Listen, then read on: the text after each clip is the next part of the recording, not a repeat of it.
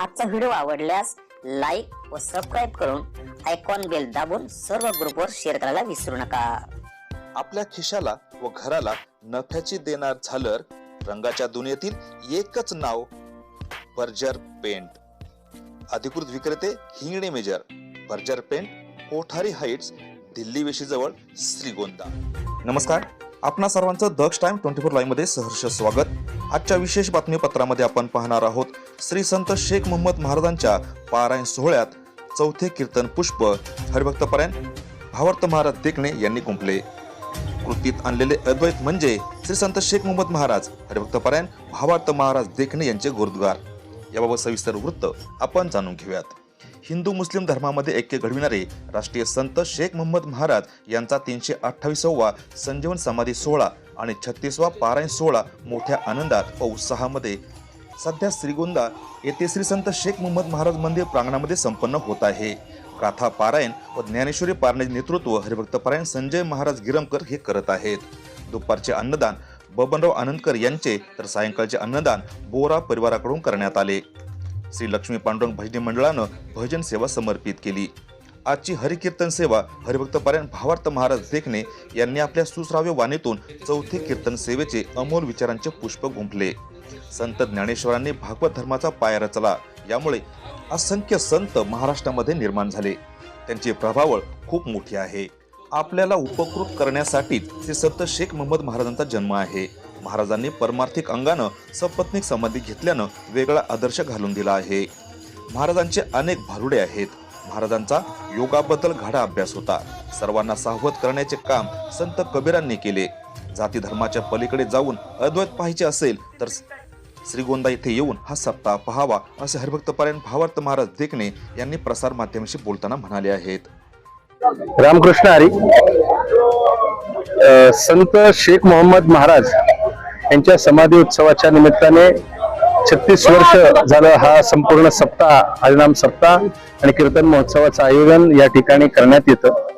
अतिशय सुंदर पद्धतीने भव्य स्वरूपामध्ये हे आयोजन करतात।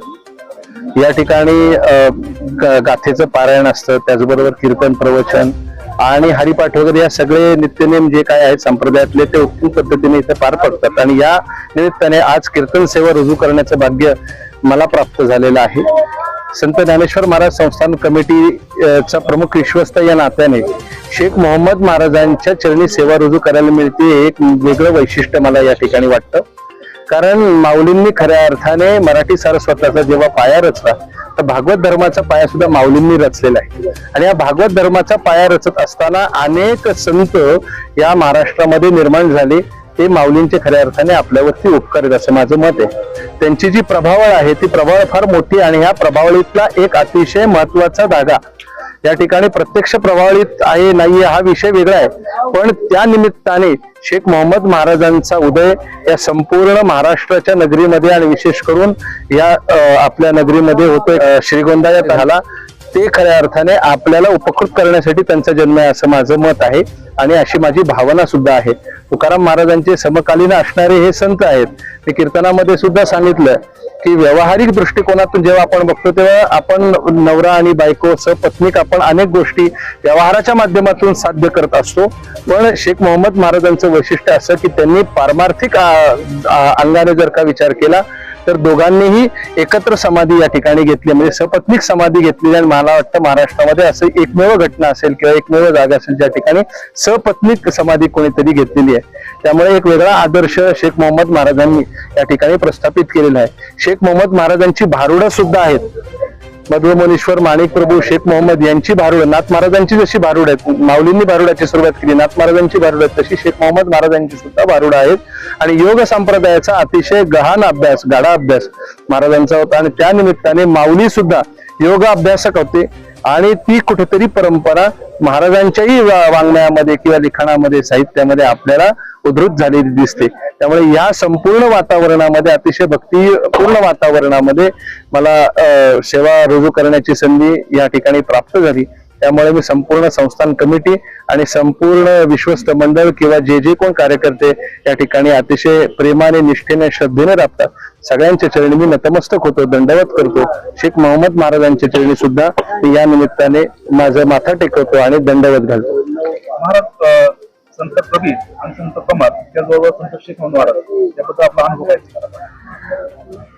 पांडुरंगाने खऱ्या अर्थाने पंढरपूरचा पांडुरंग हा महाराष्ट्राच्या जनशक्तीचा मुखाध्यक्ष असं साने गुरुजी म्हणायचे. पांडुरंगावरती अतिशय सुंदर त्यांनी विवेचन केलेलं आहे.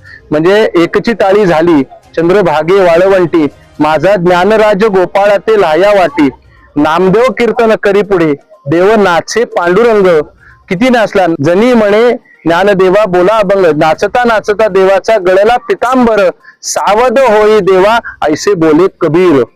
त्या ठिकाणी खऱ्या अर्थाने देवाला सावध करण्याचं सुद्धा काम कबीर महाराज आणि या सगळ्यांनी केलं. मी धर्माचे पालन करणं पाखंड खंडन हा अभंग या ठिकाणी घेतला होता.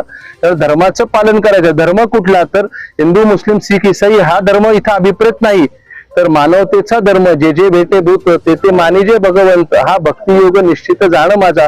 खऱ्या अर्थाने जो जो मनुष्य भेटतो तो जर का सत्कर्मी असेल तर तो भगवंत स्वरूपातच आहे आणि भगवंतच त्याच्यामध्ये स्थित आहे हे या सगळ्यांनी जाणलं. त्यामुळे मग ते कुठलेही मग शेख मोहम्मद असतील, कमाल महाराज असतील किंवा कबीर महाराज असतील, हे आम्ही वेगळं मानूच शकत नाही, कारण त्यांच्या हृदयामध्ये अंतस्थामध्ये भगवंत खऱ्या अर्थाने देवरूपाने प्राप्त झालेला आहे. म्हणूनच त्यांच्या नावाने एवढे मोठे उत्सव, एवढे मोठे समाधी सोहळे या ठिकाणी इतके वर्ष झाली, आज 350 वर्ष होऊन गेली तरी सुद्धा अतिशय श्रद्धेने आणि प्रेमाने निष्ठेने या ठिकाणी पार पडतात.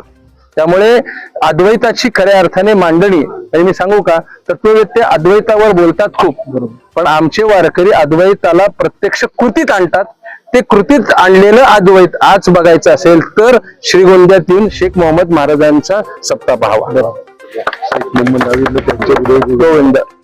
रविवार दिनांक 22 फेब्रुवारी 2026 रोजी हरिभक्त पारायण घनश्याम अण्णा शेलार यांचे प्रवचन श्री संत शेख मोहम्मद महाराज यांचे जीवन चरित्रावर होणार असून भाविकांनी मोठ्या संख्येने लाभ घेण्याचे आवाहन यावेळी करण्यात आले आहे. हरिभक्त पारायण भावार्थ महाराज देखणे यांचे सुश्राव्य हरिकीर्तन श्रवण करण्यासाठी मोठ्या संख्येने भाविक वर्ग उपस्थित होता.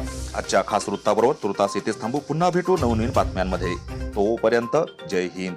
द टाइम 24 लाईव्ह साठी श्रीरंग साळवेसह दत्ताजी जगताप, श्रीगोंदा, अहिल्यानगर.